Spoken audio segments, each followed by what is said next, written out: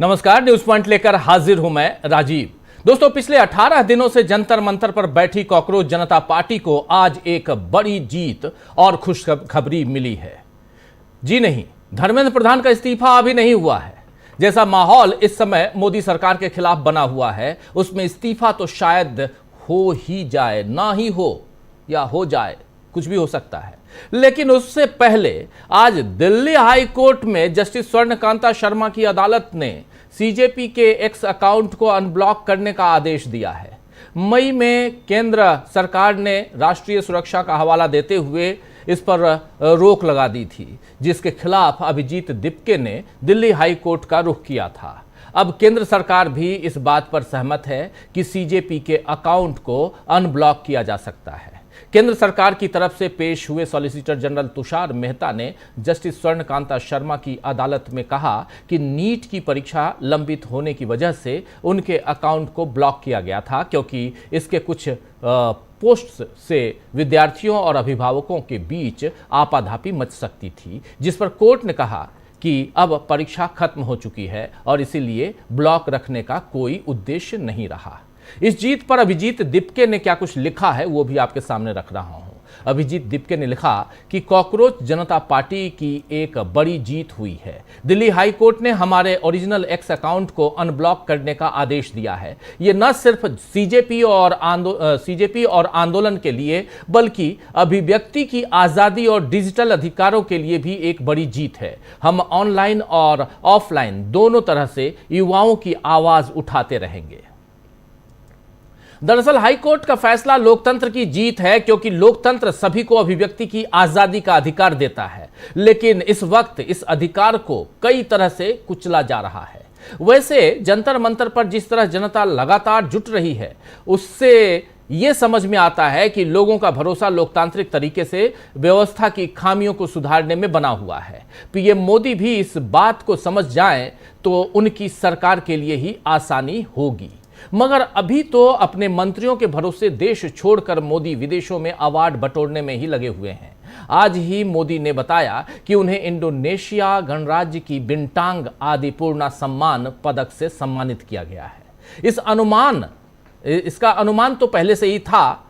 देश लगा रहा था कि नरेंद्र मोदी गए हैं तो कोई ना कोई, और इंडोनेशिया में कोई ना कोई मेडल जो है उनके गले में पहने हुए हम देखेंगे।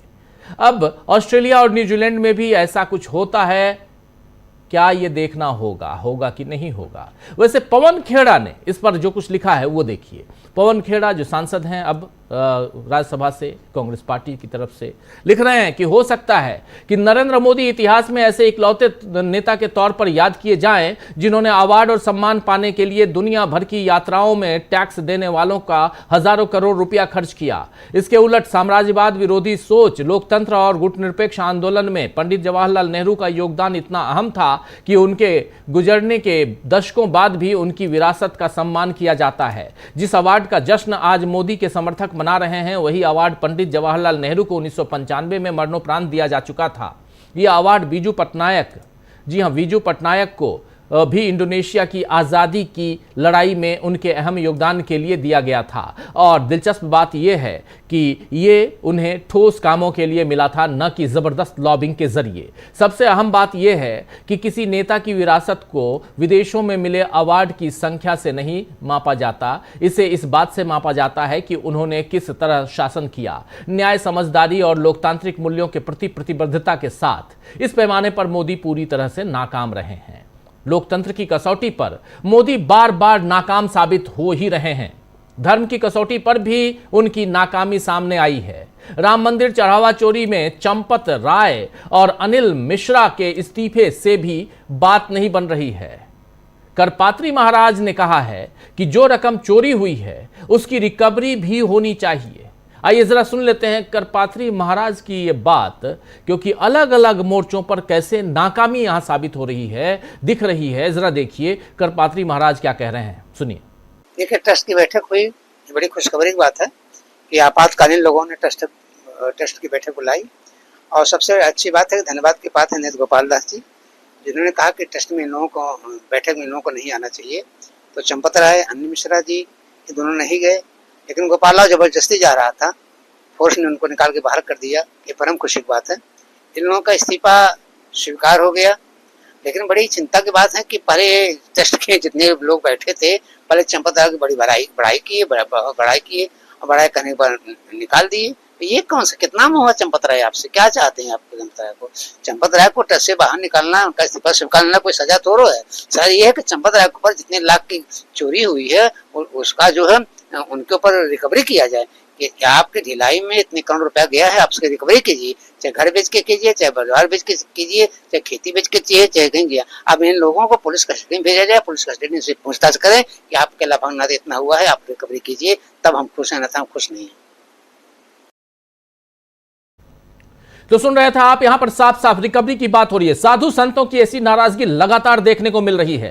दरअसल आम जनता ही नहीं बल्कि धर्म के लिए अपना जीवन समर्पण करने वाले साधु संत भी अब हैरान हैं कि उनके साथ कितना बड़ा छलावा हुआ है। ऐसा ही छलावा पश्चिम बंगाल की जनता भी महसूस कर रही है। जब टीएमसी की टिकट पर जीते सांसदों और विधायकों ने बीजेपी के साथ खड़े होने का फैसला किया तो ये एक छलावा ही है। इस समय बारुईपुर मामले में बीजेपी की शुवेंदु अधिकारी सरकार घिरी हुई है। ऐसे में ममता बनर्जी के साथ खड़ी रहने वाली सायोनी घोष जब यहां पहुंची तो लोगों ने उन्हें बेईमान और गद्दार कहकर धिक्कारा। ऐसी ही नाराजगी विपक्ष के नेता ऋतुव्रत बनर्जी के लिए भी दिखाई गई। जमीन से आती ये तस्वीरें बता रही हैं दोस्तों कि बीजेपी के हाथ अभी बाजी लगी नहीं है और सत्ता हाथ से निकलने का डर बना हुआ ही है। वैसे इस समय टीएमसी में असली और नकली गुट की लड़ाई तो छिड़ी हुई है। इस बीच सोमवार को यानी कल निर्वाचन आयोग ने पश्चिम बंगाल में हाल ही में खाली हुई राज्यसभा की 3 सीटों पर उपचुनाव भी घोषित कर दिया। 24 जुलाई को पश्चिम बंगाल में राज्यसभा की 3 सीटों के लिए चुनाव होने हैं। और आपको बता दें कि पिछले महीने ही राज्यसभा से टीएमसी सांसद सुखेंदु शेखर राय, सुष्मिता देव और प्रकाश चिक बराई, ये तीनों ने इस्तीफा दे दिया था। चुनाव आयोग के एक घोषित कार्यक्रम के मुताबिक तीनों सीटों के लिए नामांकन 14 जुलाई तक दाखिल करने होंगे। यह तो तय है कि दोनों गुट अपने अपने प्रत्याशी उतारने के लिए टिकट भी बांटेंगे। अगर दोनों गुट अलग अलग उम्मीदवार नॉमिनेट करते हैं तो निर्वाचन आयोग को उस तारीख तक यह तय करना होगा कि टीएमसी का असली उम्मीदवार कौन होगा। यहां पर सिंबल नहीं चलता है लेकिन पार्टी तो चलेगी। मुख्य चुनाव आयुक्त एसवाई कुरैशी ने इस पर जो कहा है वो बहुत महत्वपूर्ण है। एसवाई कुरैशी कह रहे हैं कि ऐसा लगता है कि चुनाव आयोग टीएमसी के नाम और जोड़ा फूल चुनाव चिन्ह को अंतिम फैसला आने तक फ्रीज कर सकता है।